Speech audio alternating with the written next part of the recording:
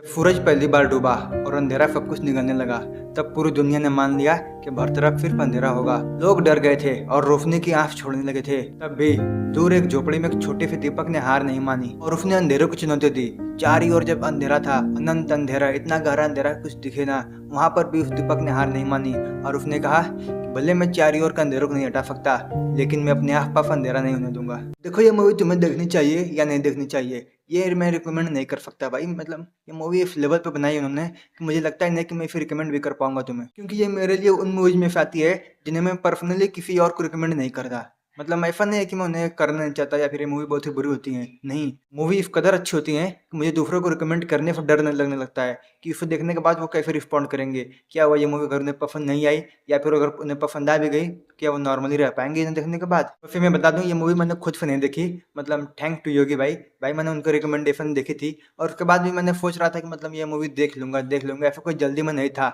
लेकिन मूवी जी5 पे रिलीज होने के 48 घंटों के अंदर इसे रिमूव कर दिया गया भाई। न्यूज में आ रही है ये मूवीज, तब तो मुझे देखना ही था कि आखिर ऐसा क्या है मूवी में। मतलब तुम खुद ही सोचो, एक मूवी जिसे रिलीज होने के लिए 3 साल तक लड़ाई लड़नी पड़ी, और उसके बाद भी जब ये ओटीटी पर रिलीज होती है, जी5 पर आती है, टीवी पर आने लगती है, उसके बाद भी 48 घंटों के अंदर अंदर इसे हटा दिया जाता है। और जब तक मैंने डिसाइड किया कि मैं मूवी देखूंगा, तब तक ये भी ओटीटी हट चुकी थी। तो इसलिए मुझे इंटरनेट की बदनाम गलियों में जाना पड़ा, जहाँ पर जाने के बाद मुझे ये मूवी देखने को मिली। और ये मूवी आपको कुछ समय के लिए बिल्कुल ही शांत कर देगी। देखो, मूवी अच्छी है, इसमें एक्टिंग भी अच्छी हुई है, स्टोरी टेलिंग भी बहुत बढ़िया है, लेकिन इन चीज़ों के बारे में बात ही कौन कर रहा है।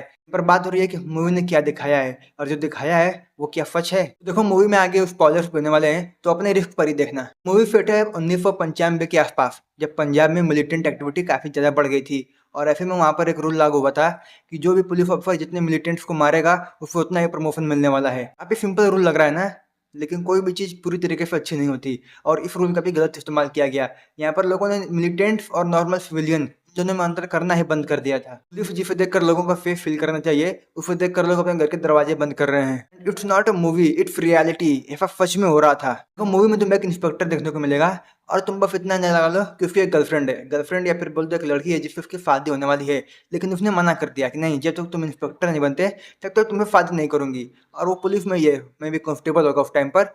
लेकिन भाई, बस 2 मर्डर, उसने सिर्फ 2 मर्डर किए और वो इंस्पेक्टर बन गया।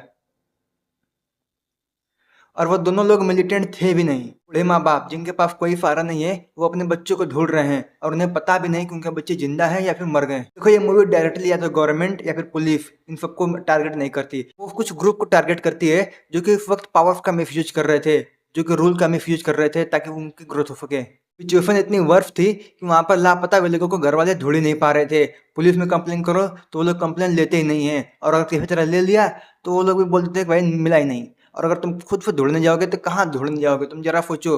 तुम वहां ढूंढने जा सकते हो जहाँ पर उन्हें आखिरी बार देखा गया था, या फिर ऐसी जगह जहाँ पर वो जा सकते हैं। लेकिन क्या हो अगर तुम्हें लापता हुए लोगों को शमशान घाट में ढूंढना पड़े, और वहां पर भी वो उनकी लाशें तुम्हें मिलेंगी, लेकिन वो भी लावारिस लाशें। वहां पर तुम्हें वो लोग मिलेंगे जरूर, मगर उनका नाम लावारिस लाशों में होगा। और अगर गलती से किसी के घर पुलिस जा रही है, तो उसके घर वालों को पता है, उसके माँ बाप को पता है कि आज उनके बेटों के ये लोग मारने वाले हैं। भाई, उनके माँ गिड़गिड़ाने लग रहे थे सामने पुलिस वाले के। और पुलिस वालों को भाई इतना गुस्सा आ रहा था देख कर ना उसके ऊपर। और तो और ये लोग माँ बाप से ऐसे फिरौती मांग रहे थे, मतलब कि मैं तुम्हारे बच्चों को तभी छोड़ूंगा जब तक तुम मुझे पैसे नहीं देते। भाई, वो मूवी में एक कैरेक्टर है जसवंत सिंह। ये मूवी का मेन कैरेक्टर है जिसको कि दिलजीत दोसांझ ने प्ले किया है, और ये बैंक में जॉब करता है। और यही किस तरीके से ये सारी चीज़ों को एक्सपोज करता है, और उसके साथ क्या होता है एक्सपोज करने के बाद, पूरी मूवी इसी के अराउंड रिवॉल्व करती है। और उसमें ऐसा भी नहीं कि बहुत ही हीरोइक तरीके से दिखा दिया गया है कि भाई ये बंदा सिस्टम को ऐसे फाड़ के रख देगा। नहीं भाई, रियलिटी बहुत ही अलग होती है। मूवीज जो कि तुम्हें फिक्शनल वर्ल्ड में लेके जाती हैं, ऐसी दुनिया जिनके बारे में तुम सिर्फ इमेजिन करते हो, लेकिन क्या होगा जब वही मूवी तुमको रियलिटी दिखाएंगी, अपने दुनिया की रियलिटी, असली में दुनिया किस तरीके से काम करती है। जब ऐसा होता है, तब जाकर मूवी ऐसी बन जाती है जहाँ पर तुम अपना सब कुछ छोड़कर सिर्फ मूवी में ही खो जाते हो। देखो, ये मेरी आदत है, और कईयों की आदत होगी कि मूवी देखते वक्त उन्हें कुछ खाना पसंद है, और मैं नॉर्मली अपना मतलब खाना ही खा रहा था। लेकिन भाई, मूवी देखते देखते मूवी खत्म हो गई, और मेरा खाना साइड में पड़ा का पड़ा रह गया ठंडा। और मैंने उसे दोबारा खाने की कोशिश भी नहीं करी क्योंकि मेरी भूख मर गई थी। और मुझे एक बात नहीं समझ में आ रही कि जब ये मूवी डायरेक्टली किसी गवर्नमेंट को टारगेट नहीं कर रही, ना ही किसी पुलिस ऑफिसर को टारगेट कर रही है, मतलब डायरेक्टली सिर्फ उन कुछ लोगों को टारगेट किया इसने जिन्होंने उस वक्त ऐसा कुछ किया था, जिनके नाम ऐसे रिकॉर्ड में आए थे। फिर भी पता नहीं कि इस मूवी को 3 साल तक इंतजार कराया गया इसके रिलीज का, और किसी तरह OTT पर आने के बाद भी 48 घंटों के अंदर इसे हटा दिया गया। मतलब जान दो भाई, मैं कुछ बोलूंगा ही नहीं इसके बारे में।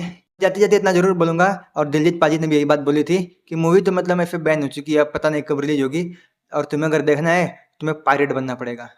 And I think you know about what pirate is. और वहीं दूसरी तरफ जी फाइव वालों ने बोला है, जिन्होंने इतना रिस्क लेकर इस मूवी को अपने प्लेटफॉर्म पर रिलीज करा था, कि भाई तुम्हें पायरेसी करने की जरूरत नहीं है, वो अपना पूरा जोर लगा देंगे और मूवी को रिलीज करा के रहेंगे। आई डोंट नो मतलब भाई तुम किसकी बात मानोगे, तुम्हारी मर्जी, तुम किसी की भी बात मान सकते हो, पर मैं तो बोलूंगा भाई, it's time to be pirate.